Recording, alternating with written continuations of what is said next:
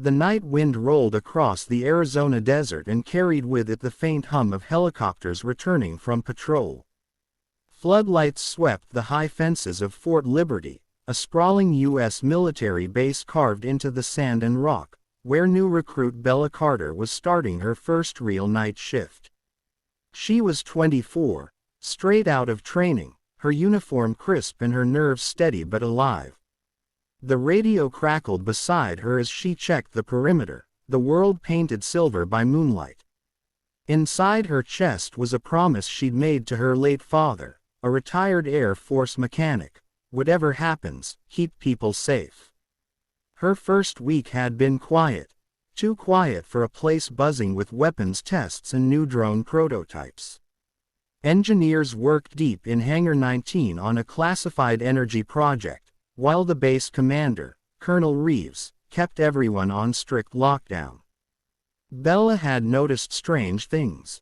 Coded maintenance requests, power cuts in sectors that were supposed to be secure, and a civilian contractor who always avoided eye contact. She logged everything, but as a rookie, her reports often disappeared up the chain with no response. On the fourth night, just after midnight, the hum of the lights flickered. The power surged twice, and the emergency backup kicked in. Bella leaned over the surveillance console and noticed something odd. The motion sensors near the drone bay had gone offline, not tripped but disconnected. Her training told her to call it in, but instinct told her to move quietly. She slung her rifle, grabbed a flashlight, and stepped into the chill air. The desert smelled of ozone and dust. As she rounded the corner of the drone hangar, she saw two shadows moving where no one should be. They weren't in uniform. Her breath caught. A small black device blinked red near the fuel tanks, an explosive charge, not big enough to level the base, but enough to start a chain reaction. Bella whispered into her radio for backup, but static swallowed her voice. The power disruption wasn't random, it was a jammer. She had seconds to decide. She ducked behind a generator and pulled out her multi-tool, remembering the diffusal drills she'd practiced only once. The two intruders were talking in low voices, one American, one foreign, proof that the threat came from inside and outside. Bella crept closer, heart hammering. She couldn't call for help, couldn't risk a shout. She timed her breath to the rhythm of the red blinking light, cut the wire in one motion, and killed the charge just as the men turned. A flashlight beam caught her.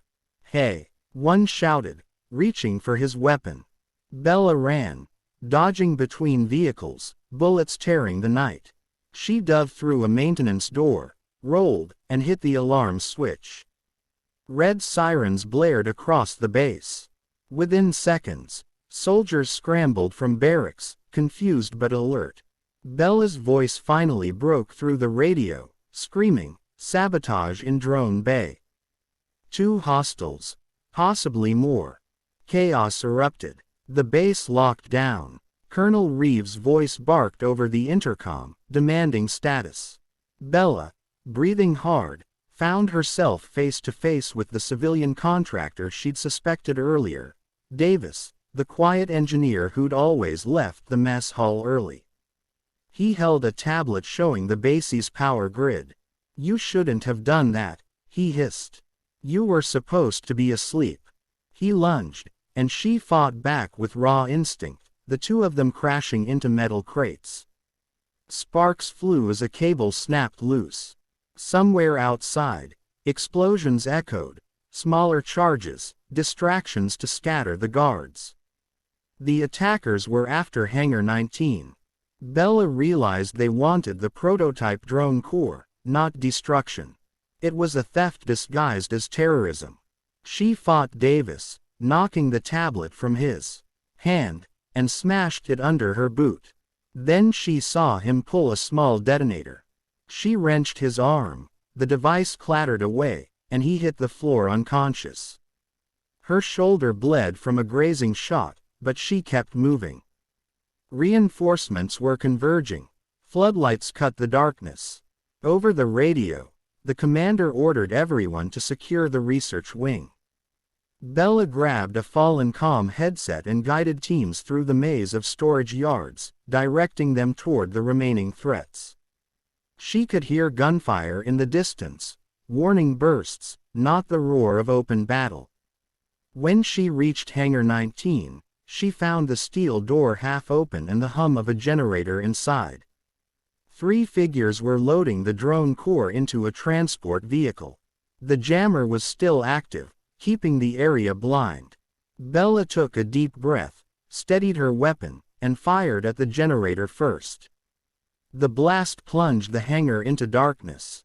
The intruders cursed, blinded by their own night vision goggles. She rushed forward, tackling one, kicking another's weapon away.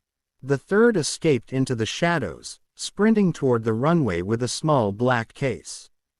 Bella chased him outside. Helicopter blades churned somewhere in the dark. She could see his silhouette climbing a maintenance tower to signal extraction. She followed, pain slicing through her shoulder. Every step echoed with the sound of sirens and shouting soldiers. At the top of the tower, wind howled. The man turned, sneering, and swung a knife. She blocked, countered, and slammed him against the railing. The case slipped, tumbling down and smashing open. Inside were the stolen access keys, not explosives. "Who sent you?" she shouted over the wind. He only smiled. "You'll never stop what's coming." Before he could jump, she grabbed his vest, cuffed him, and pulled her radio close. Target secured. Base safe. The helicopter never arrived. The pilot must have aborted when the alarms triggered. By dawn, the saboteurs were in custody, Davis among them, and Fort Liberty was under full control. The commander stood by the runway, watching the sun rise over the desert. "You just saved 200 lives, Carter," he said quietly. "You did what our sensors and tech couldn't. You saw something wrong and acted." Bella stood there, exhausted, her uniform torn and streaked with dust. The adrenaline faded, leaving her trembling but proud. For a rookie, it had been the longest night of her life, a night that turned fear into instinct and duty into courage. Reporters would later call her the Guardian of Liberty, but she never cared for headlines.